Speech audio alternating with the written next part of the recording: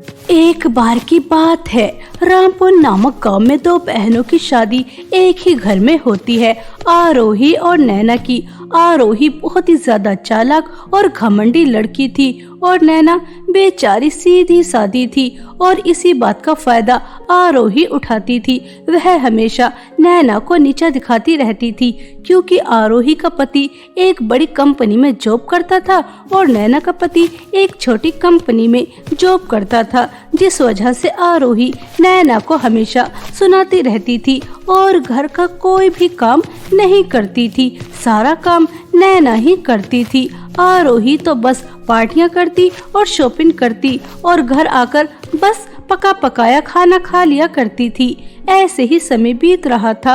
आरोही की बेटी का जन्मदिन था तो वह नैना से कहती है, कल मेरी बेटी का जन्मदिन है और मेरी बेटी के जन्मदिन में कोई भी कमी नहीं होनी चाहिए। घर को अच्छी तरह सजा देना और हाँ, पकवान भी बहुत ही ज्यादा स्वादिष्ट और अलग अलग वैरायटी के होने चाहिए। मुनमुन बेटा, चलो मैं तुम्हारे लिए सुंदर फ्रॉक लेकर आती हूँ जिसे तुम कल अपने जन्मदिन पर पहनोगी, ठीक है? मौसी मौसी, कल तो मेरा भी जन्मदिन है, आप मेरे लिए भी फ्रॉक लेकर आएंगी ना? हम दोनों बहनें एक साथ अपने जन्मदिन का केक काटेंगे, बहुत मजा आएगा। मेरे पास इतने फालतू के पैसे नहीं है, मैं मेरी बेटी का ही जन्मदिन सेलिब्रेट करूंगी। अपनी माँ से बोल कि वह तेरे जन्मदिन के लिए अलग से तैयारी करे, मैं तेरे लिए कोई फ्रॉक व्रॉक नहीं लेकर आऊंगी। चल बेटा। दीदी, आप तो जानती ही हो कि गुनगुन के पिता ज्यादा पैसे नहीं कमा पाते, 2 समय का खाना भी कितने मुश्किल से हो पाता है। फिर मैं गुनगुन का जन्मदिन अलग से कैसे सेलिब्रेट कर सकती हूँ? मुनमुन और गुनगुन अलग तो नहीं है। अगर मुनमुन की पार्टी में गुनगुन भी अपना जन्मदिन सेलिब्रेट कर लेगी तो गुनगुन को बहुत अच्छा लगेगा।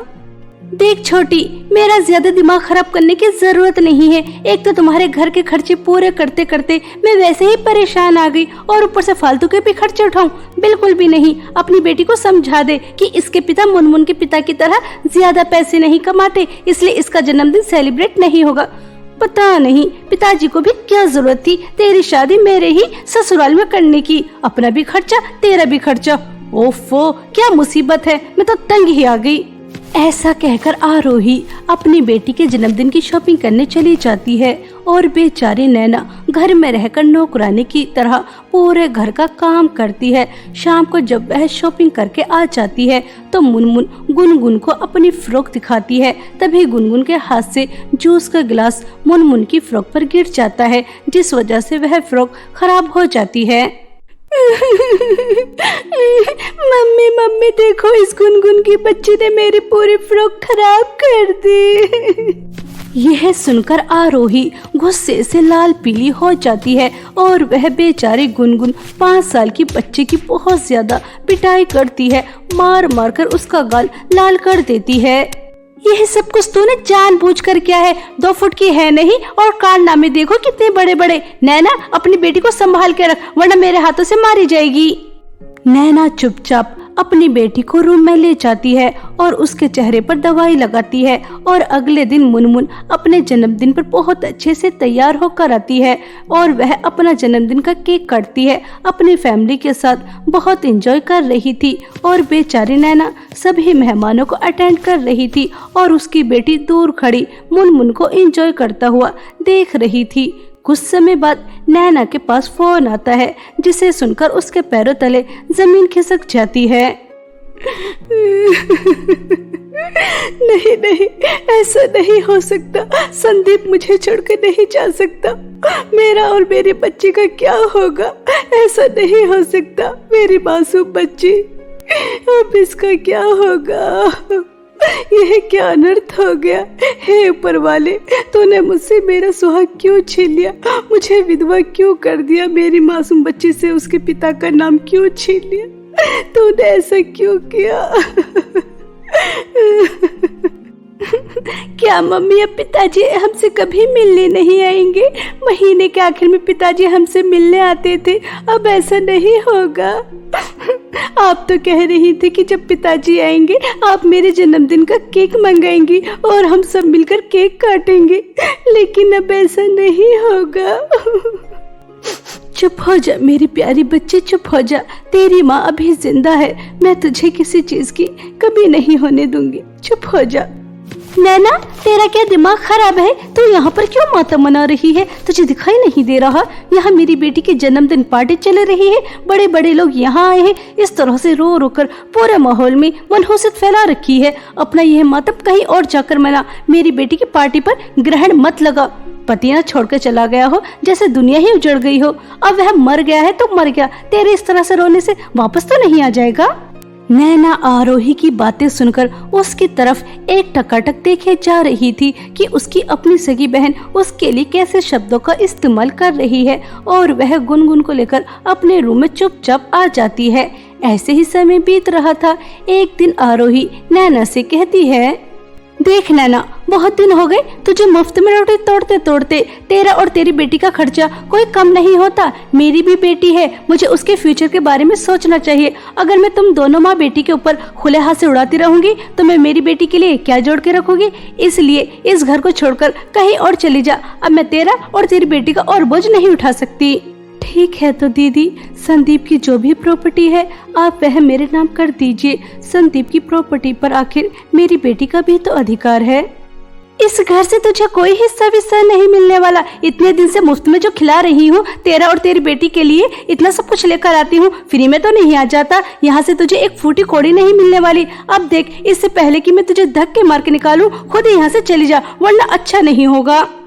आरोही की बातें नैना के दिल पर तीर की तरह चुभती हैं और वह गुनगुन को लेकर अपनी ससुराल छोड़कर आ जाती है और उसी गांव में एक झोपड़ी डालकर रहती है। अपना और अपनी बेटी का पेट पालने के लिए वह एक जमींदार के यहाँ काम लेने जाती है, लेकिन 4-5 दिन हो जाते हैं, उसे काम नहीं मिलता। नैना गुनगुन के लिए कभी पानी में भिगोकर आधी रोटी खिला देती तो कभी थोड़े से दूध में पानी मिलाकर उसका पेट भर रही थी और खुद भूखे पेट ही सो रही थी। ऐसे ही एक दिन गुनगुन अपनी मौसी के घर जाती है और वह देखती है कि मुनमुन अपनी माँ के साथ बर्गर खा रही है। तभी गुनगुन अपनी मौसी से कहती है, मौसी जी, यह मुझे भी खाने के लिए दे दो। बहुत दिन से पेट भरकर खाना नहीं खाया, बहुत भूख लगी है। भूख लगी है तो अपनी माँ से जाकर मांगना, मुझसे क्यों मांग रही है? मैं तेरी माँ नहीं हूँ और मैंने तुम जैसी भिखारियों की मदद करने का कोई ठेका नहीं लिया। मुनमुन बेटा, पूरा खाना बिल्कुल भी मत छोड़ना। कल भी तुमने पूरा बर्गर ऐसे ही छोड़ दिया था। ऐसा कहकर आरोही बेचारी गुनगुन को धक्का देकर अपने घर से भगा देती है। गुनगुन रोते हुए अपनी माँ के पास आती है और अपनी माँ को सब बताती है। यह सुनकर नैना को बहुत ही ज्यादा गुस्सा आता है और वह आरोही के घर जाकर उसको जोर से थप्पड़ मारती है। दीदी, आपके सीने में दिल है भी या नहीं? क्या ऐसा कोई किसी के साथ करता है जैसा आपने मेरी मासूम बच्ची के साथ किया? ऐसा तो कोई जालिम भी नहीं करता। आपने मुझसे मेरा सब कुछ छीन लिया, मैंने कुछ नहीं कहा, लेकिन आज जो आपने मेरी मासूम बच्ची के साथ किया है ना, उसके लिए मैं आपको कभी माफ नहीं करूंगी। जा जा, आई बड़ी मुझे माफ करने वाली। मुझे तो जैसी गरीब की माफी की कोई जरूरत भी नहीं है। इस तरह आरोही नैना को घमंड में जवाब देती है। नैना रोते हुए अपने घर आ रही थी, तभी नैना को रास्ते में एक चमचमाती हुई चक्की नजर आती है। अरे, इस पेड़ के नीचे यह चक्की क्यों रखी है? यह किसकी हो सकती है? अगर मैं तुम्हें नजर आई हूँ तो जरूर तुम्हें मेरी जरूरत है। मुझे परी ने यहाँ इसीलिए ही रखा है ताकि मैं मुसीबत में आए लोगों की मदद कर सकूं। अपनी आंखें बंद करो और इस जादुई चक्की के ऊपर हाथ रखो।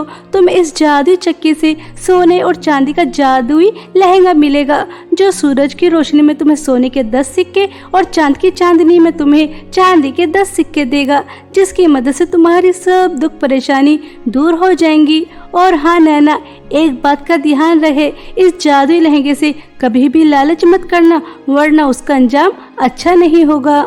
नैना वैसा ही करती है जैसा जादुई सोने और चांदी के लहंगे की चक्की उससे करने के लिए कहती है। तो उसके सामने एक बहुत ही ज्यादा सुंदर लहंगा आ जाता है जो सोने की तरह चमक रहा था और उसके सामने सोने के 10 सिक्के भी आ जाते हैं। यह देखकर नैना बहुत खुश होती है और वह जादुई सोने और चांदी के लहंगे की चक्की को धन्यवाद कहकर अपने घर आ जाती है और कुछ ही दिनों में जादुई सोने और चांदी के लहंगे की मदद से नैना बहुत ज्यादा अमीर हो जाती है और वह अपना एक लहंगों का बुटीक भी खोल लेती है। नैना के पास अब 4-5 गाड़ियां, एक बंगला और गुनगुन बहुत बड़े स्कूल में पढ़ने जा रही थी। नैना से अमीर पूरे गांव में कोई नहीं था। यह देखकर आरोही जल भुनकर राख हो जाती है। मेरी बहन जो हमेशा मेरी उतरन पहनती थी, मेरे टुकड़ों पर पलती थी, जिसे एक समय का खाना भी नसीब नहीं था, आज वह पूरे गांव में सबसे ज्यादा अमीर। मैं तो किसी को मुंह दिखाने के काबिल नहीं बची। सब जगह किटी पार्टी में उसी का नाम होता रहता है, उसी के चर्चा सब करते रहते हैं। मैं तो कहीं पर भी नहीं हूँ। ऐसा कैसे हो सकता है? उस गरीब के पास अचानक इतनी सारी धन दौलत कहाँ से आ गई? पता तो लगाना ही पड़ेगा, आखिर उसके पास कौन सा अलादीन का चिराग है। ऐसा सोचकर आरोही नैना के ऊपर नजर रखने लगती है और एक दिन आरोही नैना को जादुई सोने और चांदी के लहंगे से सोने के सिक्के लेते हुए देख लेती है। यह देखकर उसकी आंखें खुली की खुली रह जाती हैं। ओहो, अच्छा तो यह बात है। सूरज की रोशनी में इसे सोने के सिक्के और चांद की चांदी में चांदी के सिक्के मिल रहे हैं। मनहूस गरीब के अमीर होने का यह राज है। यह लहंगा सोने और चांदी के सिक्के देता है। अब तो इसे मुझे चुराना ही होगा और इसे ज्यादा अमीर बनना होगा, और वो भी जल्द से जल्द। यह देखकर आरोही बहुत खुश होती है और एक दिन जब नैना घर पर नहीं होती तो वह उसके घर में जाती है और जादुई सोने और चांदी का लहंगा चुराकर लेकर आ जाती है और घर आकर सोने के सिक्के मांगती है तो उसे 10 सोने के सिक्के मिल जाते हैं। यह देखकर आरोही की खुशी का कोई ठिकाना नहीं रहता। अरे वाह, 10 सोने के सिक्के! जब तक सूरज डूब नहीं जाता तब तक सोने के सिक्के लेती रहती हूँ। बहुत जल्द उस गरीब से ज्यादा अमीर हो जाऊंगी। ऐसा सोचकर आरोही दोबारा से जादुई सोने और चांदी के लहंगे से सोने के सिक्के मांगती है तो उसे सोने के सिक्के नहीं बल्कि उसके अंदर से बहुत ही ज्यादा खतरनाक आग निकल कर आती है, जो आरोही के साथ साथ उसके पूरे घर को जलाकर राख कर देती है। आरोही को उसके लालच और बुरे कर्मों का फल बहुत ही अच्छी तरह से मिल जाता है। और वहीं दूसरी तरफ नैना जादुई सोने और चांदी के लहंगे से कभी भी लालच नहीं करती, इसलिए वह एक हंसी खुशी जीवन बिताती है और अपने साथ साथ और भी लोगों की मदद करती है। बहुत समय पहले की बात है। किशनगंज नामक गांव में अनामिका अपनी सौतेली माँ उर्मिला के साथ रहती थी। उर्मिला की भी अपनी 2 बेटियां थीं, सेजल और पायल। उर्मिला और उसकी दोनों बेटियां बेचारी अनामिका के ऊपर बहुत जुल्म और अत्याचार क्या करती थी। उससे घर का सारा काम कराती थी और खाने के लिए भी 2 दिन में सिर्फ एक ही बार देती थी, जैसे वह इंसान नहीं है। दिन रात बेचारी अनामिका से काम कराती थी और अगर काम में कुछ गलती हो जाती तो उर्मिला अनामिका की बहुत पिटाई भी क्या करती थी। ऐसे ही दुखों की भरी जिंदगी अनामिका जी रही थी। एक दिन अनामिका नाश्ता बना रही थी, तभी सेजल और पायल अनामिका के पास जाती है और उससे कहती हैं, सुन नौकरानी, यह जो तू हमारे लिए नाश्ता बना रही है यह हम नहीं खाएंगे। हमारे लिए जल्दी से गर्मा गर्म पास्ता बना और सैंडविच और अच्छे से नूडल्स, हमें ये सब खाना है आज के नाश्ते में। ठीक है, मैं तुम दोनों के लिए यह सब नाश्ता बनाकर तैयार कर देती हूँ, तुम्हें थोड़ी देर इंतजार करना होगा। ऐसा कहकर अनामिका कुछ ही समय में पायल और सेजल ने जो भी नाश्ता बनाने के लिए कहा था उस नाश्ते को तैयार कर देती है। तभी पायल और सेजल अपनी माँ को जोर जोर से आवाज लगाकर बुलाती हैं। मम्मी, मम्मी, आप कहाँ हो? जल्दी से आइए, देखिए इस नौकरानी ने कितना सारा नाश्ता अपने लिए बनाया है। जल्दी से किचन में आइए और देखिए मम्मी। अपनी बेटियों की आवाज सुनकर उर्मिला किचन में आ जाती है। तभी उर्मिला की दोनों बेटियां कहती हैं, देखिए मम्मी, हमें तो रोज नाश्ते में कितना बेकार नाश्ता देती है, साबुदाने की खिचड़ी और सिर्फ टोस्ट। और ये नौकरानी अपने लिए देखो तो कितना सारा नाश्ता बनाया है, पास्ता, नूडल्स, सैंडविच। मम्मी, आपकी नाक के नीचे ये नौकरानी क्या कर रही है? देखा मम्मी, आपने इसे, ये नौकरानी आपके सामने कैसे मासूम बनती है और आपके पीछे कितनी चालाक और चतुर है। ये अपने लिए इतना अच्छा नाश्ता बनाती है। आपको इसे अभी सबक सिखाना चाहिए, वरना पता नहीं आगे चलकर ये क्या करेगी। अपनी बेटियों की यह बातें सुनकर उर्मिला आग बबूला हो जाती है और वह बेचारी अनामिका की बहुत पिटाई करती है।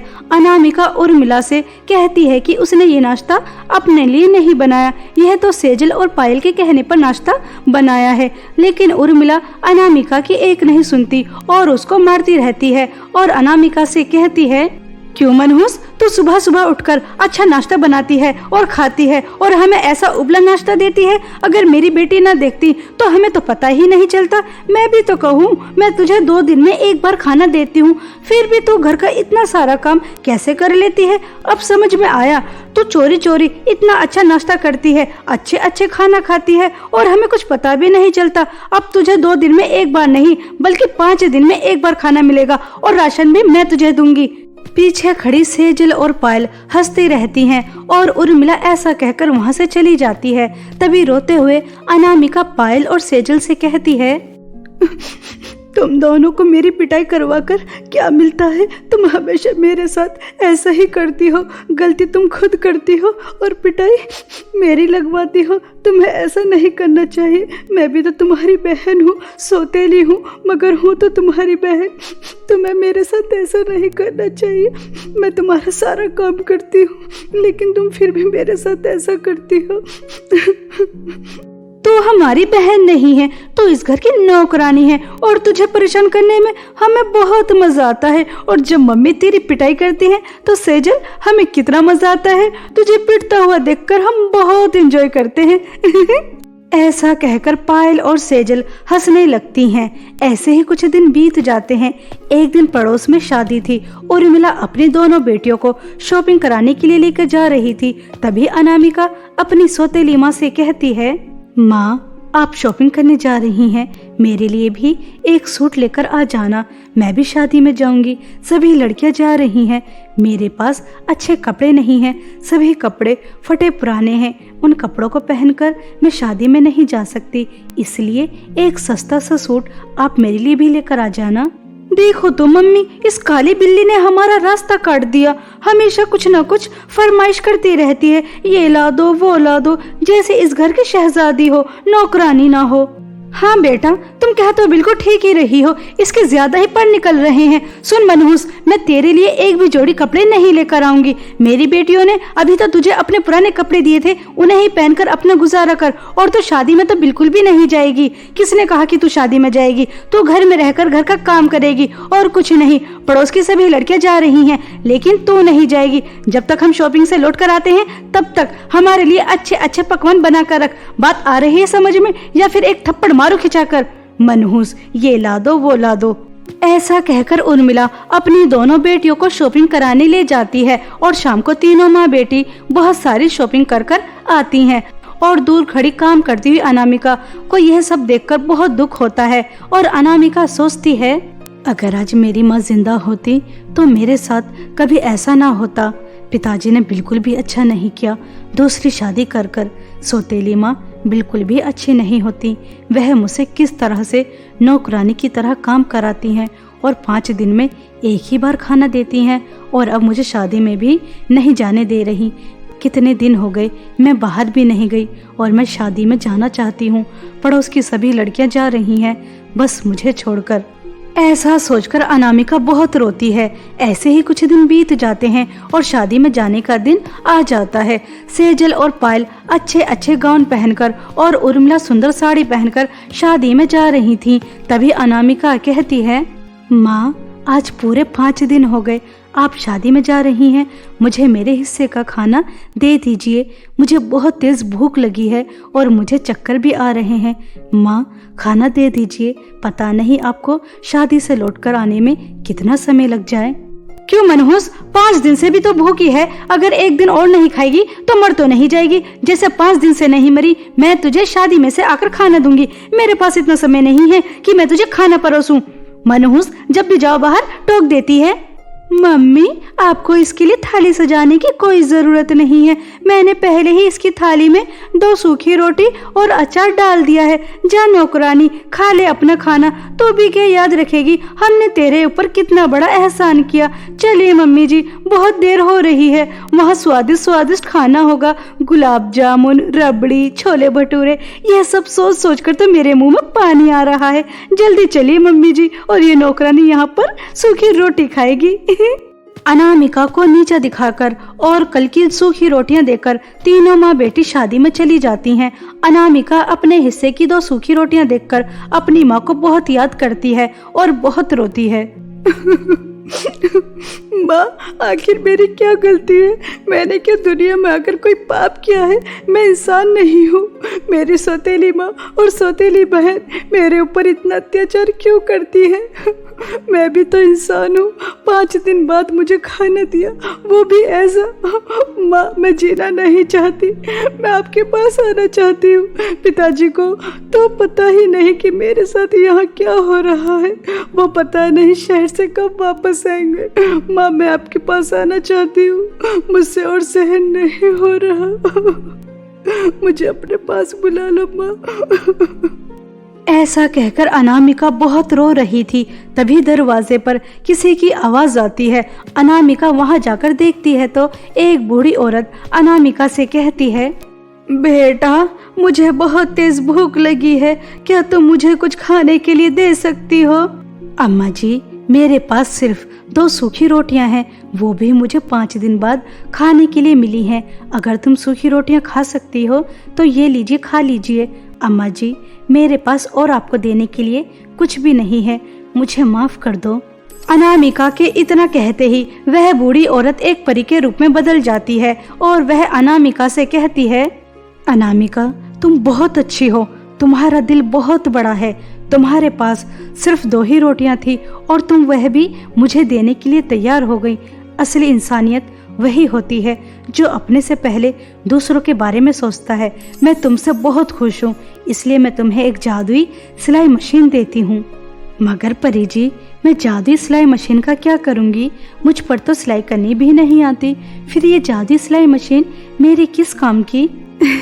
अनामिका, यह जादुई सिलाई मशीन है। तुम जादुई सिलाई मशीन के पास जो भी कपड़ा रखोगी वह एक सुंदर ड्रेस में बदल जाएगा। और अनामिका, तुम इस जादुई सिलाई मशीन से कुछ भी मांग सकती हो, वह भी तुरंत मिल जाएगा और तुम इससे कुछ भी काम करवा सकती हो, क्योंकि यह जादुई सिलाई मशीन है। इसकी मदद से तुम्हारी सभी दुख परेशानी दूर हो जाएंगी और तुम एक आसान जिंदगी जी सकती हो। परी की यह बातें सुनकर अनामिका खुश हो जाती है और परी को धन्यवाद कहती है।